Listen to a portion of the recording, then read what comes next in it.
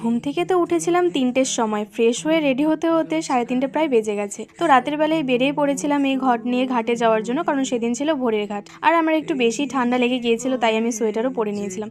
আর দেখো নদীর এখানে কত সুন্দর করে সাজিয়েছিল লাইটিং দিয়ে, বেশ একটা পুজো পুজো ফিল আসছিল আর বেশ ভালো লাগছিল। আর এরা দেখো কত কষ্ট করে কত দূর থেকে গন্ডি কেটে আসে। তারপর ধীরে ধীরে সবাই এখানে জলেও নেমে পড়েছিল। যত যাই বলো, সন্ধেবেলার থেকে রাতের বেলার এই ঘাটটা দেখতে কিন্তু বেশ সুন্দর লাগে, কারণ অন্ধকার থাকে আর তারপর সবগুলোতে এরকম সুন্দর সুন্দর করে প্রদীপ দেওয়া থাকে, বেশ সুন্দর লাগে দেখতে। আর আমি ভেবেছিলাম এবছর আমিও একটু জলে নামবো, তাই আমি আর দেরি না করে নেমে পড়ি। আর ওই যে দেখতে পাচ্ছ মেয়েটা ডুব দিচ্ছে, হ্যাঁ সেটাই আমি। ভিডিওটা আমার মাকে করতে দিয়েছিলাম, তাই ভিডিওটা একটু এরকম হয়েছে।